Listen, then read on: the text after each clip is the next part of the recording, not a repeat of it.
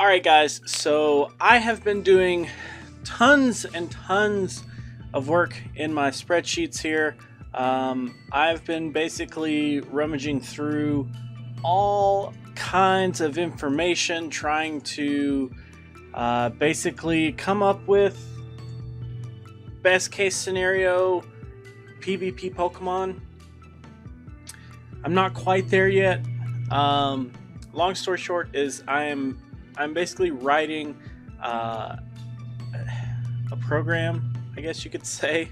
I plan to eventually use my program to write a database, which the database will have all of the possible IV combinations, level combinations, DPS combinations, things like that, all of the possible scenarios, and you can kind of pick and choose or filter or sort or whatever you want to meet your criteria. But I'm not quite there yet. I'm probably like 50% of the way done. I have most of the code written. I'm just kind of tweaking certain things and making sure that things are correct. To get into the meat and potatoes of today's video, that was a good old southern thing for you. Basically, what I did today is I got out my notebook, as you guys have seen the past couple of days, and I've come up with the most, I guess you could say the most utilitarian Pokemon from Gen 1, but that kind of sounds weird. So basically, these are the Pokemon that I think have the most potential from Gen 1 in PvP, period. Doesn't matter what league you're playing in, doesn't matter anything like that. Obviously, some of these Pokemon are going to do better in certain leagues than others, but as far as their utility goes, they're all going to have a great bit of utility, and I think because of that, they're going to have a leg up on other Pokemon from Gen 1. What I plan to do, because I'm doing finals this week, is I'm going to do some more of these laid-back type videos. I still am playing on a daily basis. I still do get my stamps. The only one that I would really care for and my catches and stuff like that are 2 Raikus, and you know, 1 in 6 chance happening twice. That's a 1 in 12 chance that I get both of the ones that I need, which would mean altogether it would have been a 1 in. Why can't I do math? That's like 72. A 1 in 72 chance. If my math is correct, it's probably not. Don't judge me.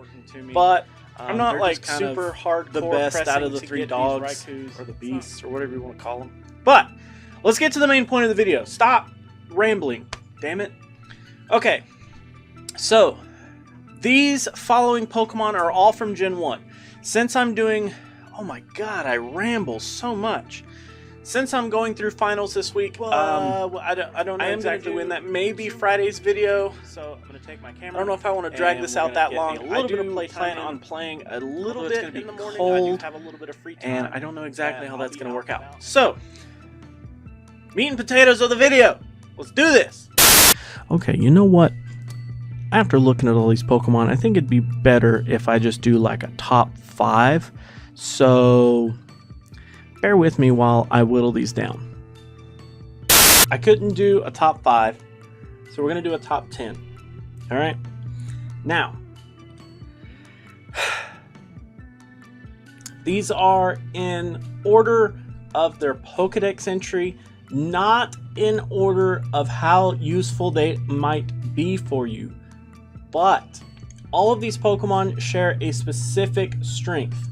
The strength is in their moveset. The fact that they can learn more than just 2 typings of their moves made them a candidate for this list. The Pokemon that are featured on this list either have 3 or more, and I had to cut a couple of them that I'm sure if you did some digging, you may end up finding some that I cut that had 3 that would possibly be objectively better than some of the Pokemon on this list based on stats, but just based on how many moves they can learn and how many typings they are going to be able to cover for you in a PvP scenario is the point of them being on this list. I cannot stress that enough. First on the list is actually going to be Rhydon. The reason that Rhydon gets on the list is because he has ground type moves and fighting type moves for his quick moves. And then he brings in, I swear to God, the Pokemon Go freaking Twitter has not shut up all week. Rhydon is first on our list because he can learn ground type and fighting type for his fast move, and then he has more ground types, and then gets the rock and water typing for his charge move set. The fact that he has 4 totally different move typings that he can learn makes him extremely useful in my opinion. The fact that he can learn water to counter the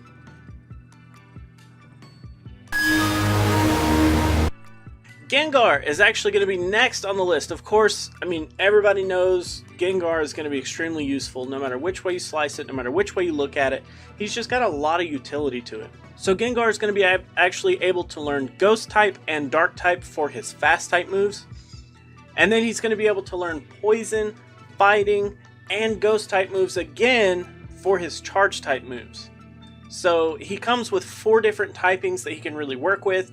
This isn't even counting his legacy moves. If you were able to get Psychic, that is a 5th option for you. If you were able to get Lick or Shadow Claw, that is an objectively better move than Hex. So you can actually build out a very, very good Gengar. Next on the list is actually going to be Alolan Marowak. Now you guys saw, if you watched yesterday's video, which you should totally go watch, I'm not trying to plug myself, I chose Alolan Marowak to be on a team of mine for the Great League. The reason is because he has access to Hex, and then he has access to Bone Club and Fire Blast and Shadow Ball. So you can kind of mix and match and do a lot of interesting things with him if you wanted to. I think you should definitely not overlook Alolan Marowak. He's got some really good moves and some really interesting typing situations to where he can definitely work out in your favor. Next on the list is actually going to be Hitmonchan. So this is one that I didn't even think of yesterday whenever I was coming up with things. He's got a max CP of 2332, so at 100% IVs, level 40, he's going to be a powerhouse.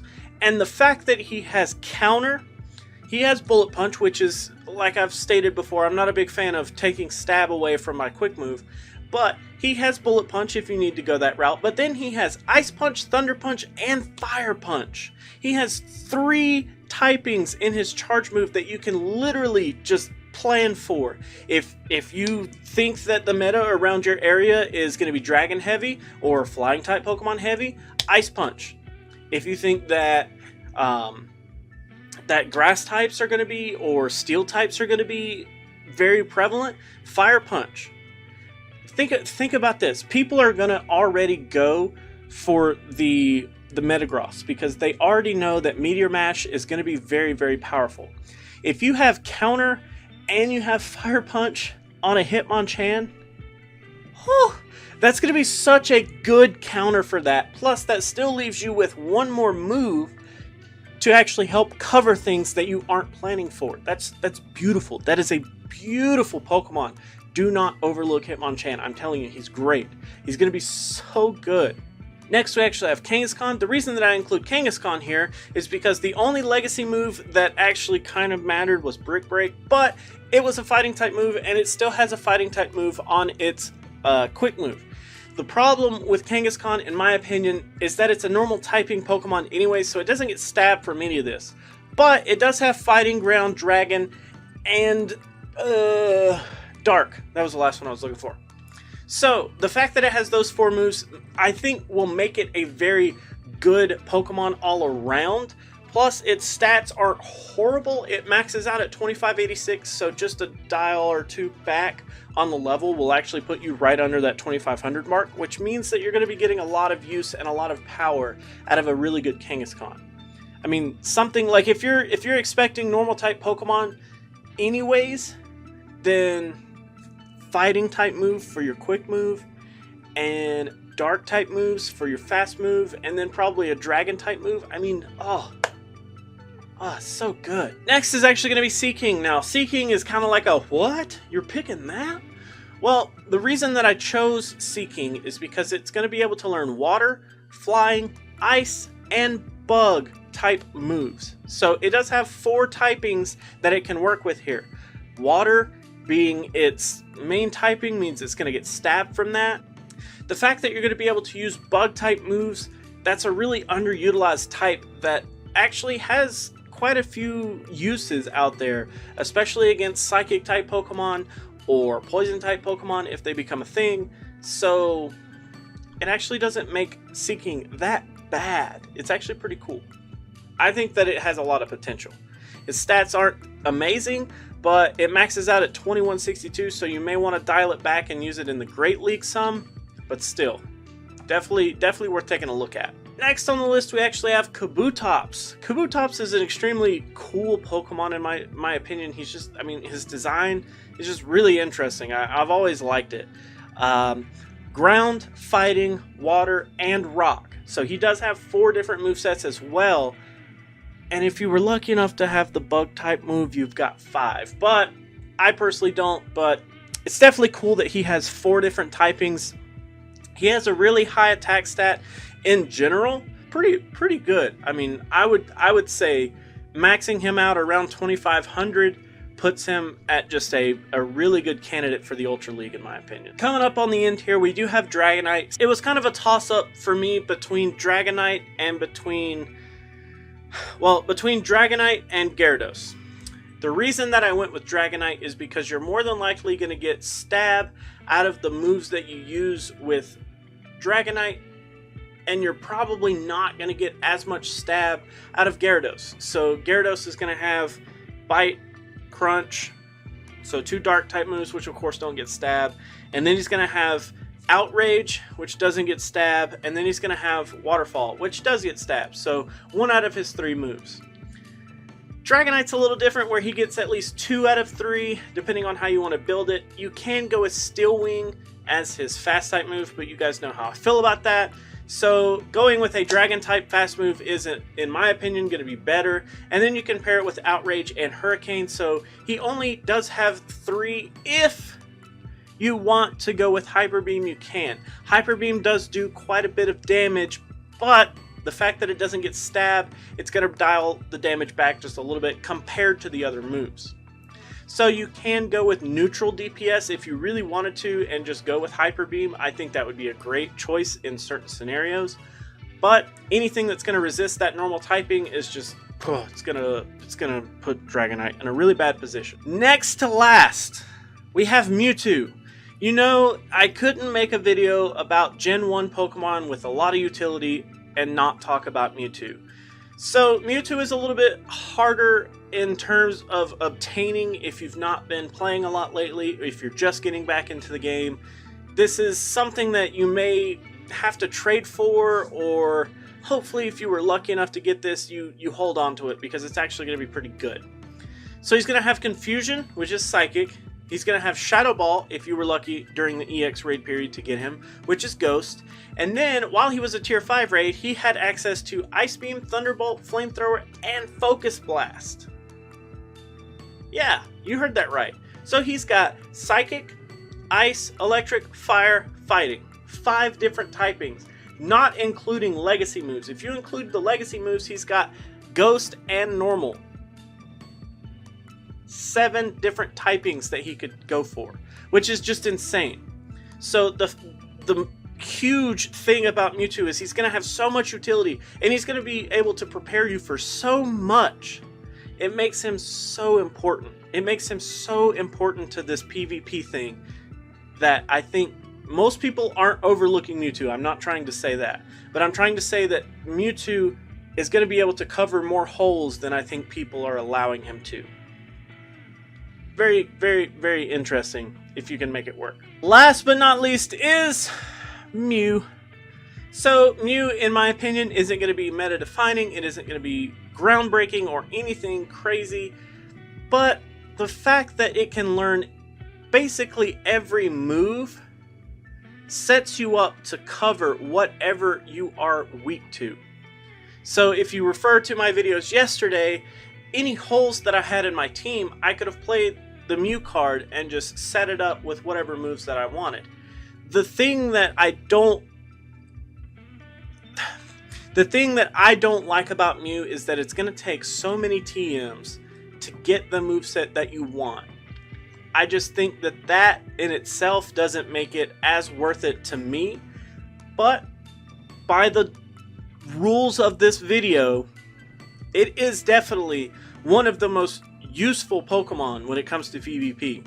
It's going to be able to cover more types than any other Pokemon, I'm pretty sure, out of all of them. I mean, I haven't double checked my information on that, but I'm pretty sure there's no other Pokemon that can literally learn almost every move. Of course, that goes with saying that Hidden Power, if we don't look at Hidden Power as every typing type move, of course Hidden Power can have the attribute of any type that you roll for it, which is great, but again, there are only a select few Pokemon that can learn that anyways. So that is actually going to be my list, guys. This is the top 10 Pokemon that I think you should start paying attention to from Gen 1.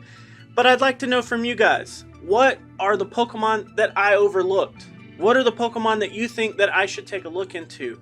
Personally, the one Pokemon that I want everybody to remember out of this video is Hitmonchan. I don't know why, I just have a feeling that he's going to be a lot greater, and I think people are overlooking him in a big way. So, let me know what you guys think. I personally want to know what you guys are looking into as far as PvP, what kind of teams you guys are making. I'd love to hear from you guys down in the comments below. Make sure you let me know what you've got to say down there. If you like to hit the like button, make sure you do that. And until tomorrow, guys, I will see you then.